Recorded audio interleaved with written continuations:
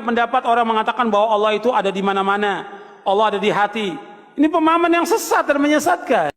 Allah mengatakan dalam Al-Quran, Ar-Rahmanu ala istawa. Allah bersama di atas arsy. Sampai Nabi bertanya kepada budak, Aina Allah, di mana Allah?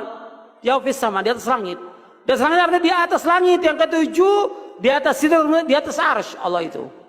Wa manana, siapa aku? Anta Rasulullah, engkau Rasulullah. Kata Nabi SAW, a'tiqha fa innaha mu'minah. Merdekakan dia karena dia seorang mukminah.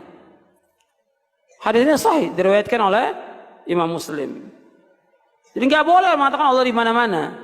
Dan ini menghina dan melecehkan Allah. Karena kalau dikatakan di mana-mana berarti ada di tempat yang suci, ada tempat yang mana?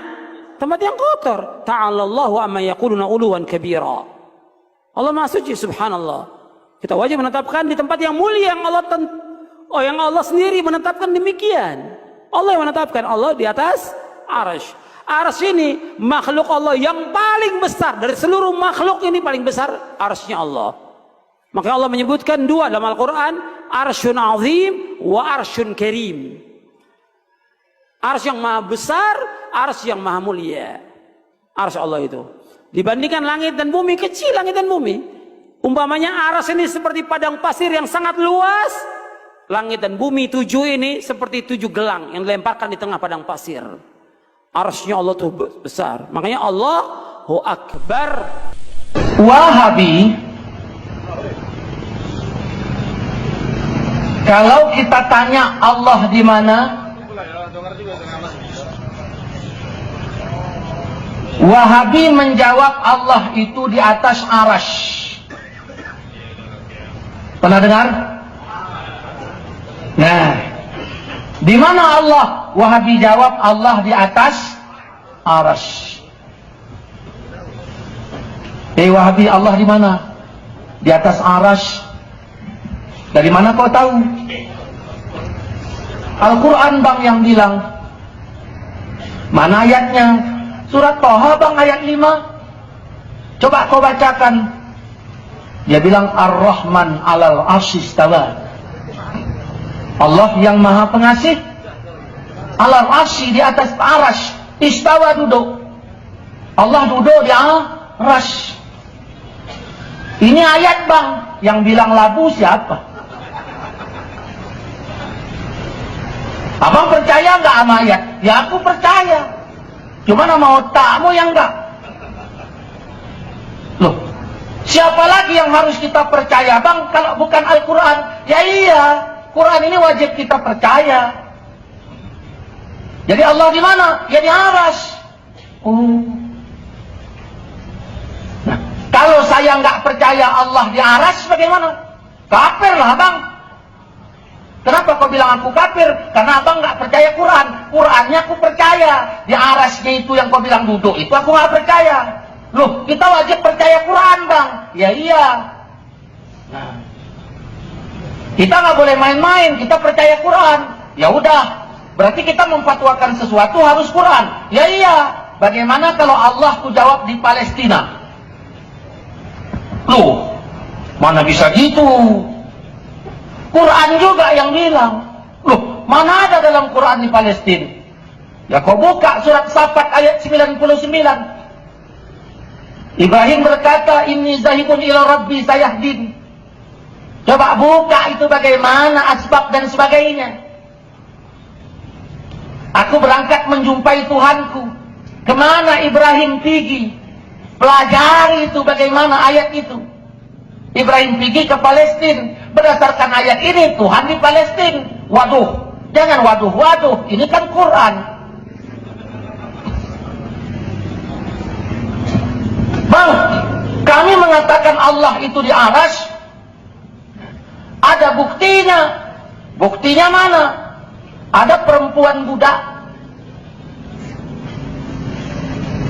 Terus ditanya oleh Rasul, Aina Allah?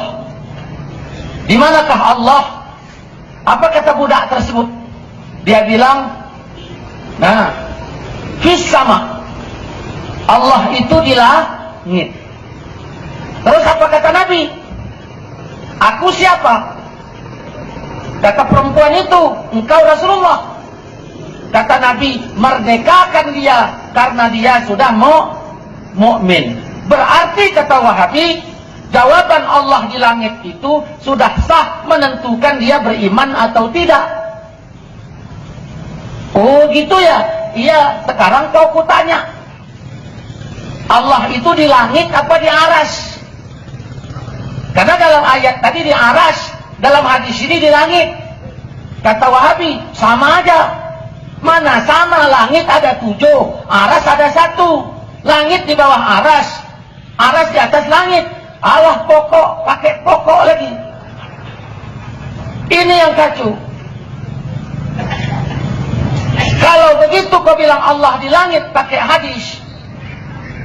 Nah, aku pun punya dalil juga. Kata Nabi, kalau kau sholat jangan meludah ke depan. Kenapa? Karena antara engkau dengan kiblat ada Allah. Jelas, berarti Allah di bumi. Waduh, nggak boleh waduh. Ini juga hadis. Kata Wahabi, kami punya bukti. Buktinya Allah di langit mana? Nabi Muhammad Isra Mi'raj kan naik ke langit. Ini menunjukkan Allah itu di langit. Oh, kalau begitu aku pun punya bukti. Bukti apa? Nabi Musa ketika munajat kemana? Ke Bukit Tursina. Berarti berdasarkan ayat ini Allah di Bukit Tursina. Waduh, nggak boleh waduh. Begini bang, yang bilang Allah di langit dan di aras itu kan ulama Mekah. Maksud lo? Ya, ulama Mekah ini kan paling paten. Dari mana kau tahu? Begini bang pemikirannya, kalaulah Wahabi salah, abang mikir nggak? Iya mikir, masih waras abang ini. Kalaulah Wahabi salah, kenapa menguasai Masjidil Haram? Oh gitu ya. Kalau gitu kau pikir juga, kalaulah Yahudi salah, kenapa dia menguasai Masjidil Aqsa? Tidak ada satu ayat dan satu hadis pun yang membenarkan bahwa sesungguhnya kita mencomot ayat tersebut untuk jawaban pertanyaan ketika ditanya Allah di mana, lalu kita ambil surat Thaha ayat 5, jawabannya bahwa Allah di aras. Nah, ada ayat itu ada, tapi izin dari siapa kita ambil itu sebagai dalilnya? Tidak ada. Yang ada Al-Baqarah ayat 186, Allah mengatakan iza sa'alaka ibadi anni fa inni qarib. Kalau hamba-Ku bertanya tentang Aku, katakan di langit apa di mana? Katakan Aku dekat.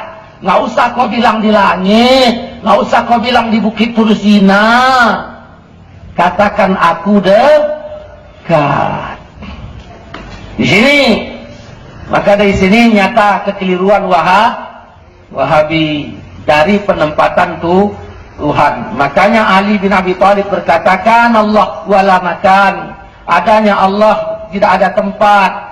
Jadi bagaimana sekarang sudah ada tempat? Keberadaan Allah sama seperti dahulu yang belum ada tempat. Nah, jelas tidak? Nah, ini masalah Allah di arsy. Kemudian Wahabi menolak sifat 20. Jadi Wahabi menolak sifat 20. Belajar sifat 20 syirik. Nah, pokoknya kalau syirik berserak lah. Tidak boleh, haram. Jadi kenapa? Nggak boleh. Tauhid itu cuma 3. Uluhiyah, rububiyah, uluhiyah, asma wa sifat. Biasanya 2 ini. Rububiyah, uluhiyah. Nah, apa itu uluhiyah, rububiyah? Rububiyah itu adalah wajib meyakini Allah menjadikan alam ini. Nah, jadi begitu ditanya, Din, apa bang? Kau yakin nggak yang menjadikan alam ini Allah? Yakin aku bang. Betul. Betul, swear. Yakin? Yakin. Berarti si Udin telah bertauhid rububiyah. Tamat rububiyah tadi. Jadi nggak payah-payah belajar tauhid. Kalau belajar sifat 20 kan lama. Nah, jadi siapa yang meyakini Allah menciptakan alam, dia telah bertauhid rububiyah. Nah, kemudian ditanyanya lagi yang kedua, dites uluhiyah. Dan kalau kau yakin Allah menciptakan alam, pertanyaanku adalah, kenapa tidak kau sembah Allah itu? Oh, aku menyembahnya, Bang. Betul kau sembah? Betul. Berarti kau telah bertauhid uluhiyah. Selesai. Sampai di sini kayaknya nggak nampak permasalahannya. Tapi ada yang dibalik itu, Pak. Dengan tauhid rububiyah, dia menyamakan Abu Jahal dengan Sudin. Kenapa? Karena Abu Jahal waktu ditanya, siapakah yang menciptakan alam? Abu Jahal bilang Allah. Berarti menyamakan kafir dengan mukmin lewat tauhid rububiyah. Begitu ditanya tauhid uluhiyah, nah, hai Abu Jahal, kenapa kau tidak menyembah Allah? Kenapa kau sembah patung? Nah, kata Abu Jahal, ya patung ini medianya untuk menyembah Allah. Maka Abu Jahal tidak tidak bertauhid uluhiyah. Saya tanya sama Sudin, Din, kalau memang kau betul-betul bertauhid rububiyah, nah, kenapa kau tidak menyembah Allah? Ya, aku menyembah Allah. Kemarin kau kemana? Aku pulang dari makam Wali Songo, Bang. Kau ngapain? Aku ziarah ke makam Wali Songo. Nah, ketika Sudin ini ziarah ke makam Wali Songo, berarti dia telah mencemari tauhid uluhiyahnya. Maka disitulah si Udin ini sama dengan Abu Jahal. Lewat rububiyah, Abu Jahal sama dengan Sudin. Lewat uluhiyah, si Udin sama dengan Abu Jahal. Disinilah mereka mensyirikkan orang tawasul, ziarah kubur dan sebagainya. Maka kalau Bapak baca kitab Kaifa Nafhamut Tauhid, saya ulangi, kitab Kaifa Nafhamut Tauhid pada halaman 16. Nah, ulama Wahabi mengatakan iman Abu Jahal dan Abu Lahab jauh lebih hebat ketimbang iman orang yang mewiridkan zikir la ilaha illallah, la ilaha illallah, la ilaha illallah. Jadi mereka memandang orang yang wirid malam Jumat itu lebih jelek, lebih hina daripada Abu Jahal. Begitu. Saudara-saudaraku, itu jelas dalam kitab Kaifa Nafhamut Tauhid. Nah, itu tauhid mereka. Mereka menolak sifat 20. Sifat 20 tidak boleh dipelajari dan sebagainya. Saudara-saudara, kita ini disuruh berdakwah. Dakwah yang disuruh kita ini kepada kafir. Kita ajak kafir masuk Islam. Lalu kafir nanya, mukmin, kau nyembah siapa? Kita jawab Allah. Orang kafir nanya, apalagi orang ateis, mereka anti Tuhan. Kita disuruh berdakwah kepada mereka. Mereka nanya, Muslim, kau sehari semalam sembahyang 5 waktu. Yang kau sembah Allah kan? Iya. Orang Wahabi bilang nggak boleh belajar sifat 20. Kata dia haram. Nah, kita berdakwah sama orang ateis. Orang ateis nanya, apakah Allah yang kalian sembah sehari semalam 5 waktu itu ada? Itu ditanya orang kafir. Orang Islam jawab apa? Ada. Bahasa Arabnya apa? Wujud. Wujud itu sifat 20 apa bukan? Kata Wahabi nggak boleh pelajari. Sekarang kalau Wahabi lagi tanya, Wahabi, kalian kan nyembah Allah, apakah Allah yang kalian sembah itu ada? Wahabi jawab apa? Ada.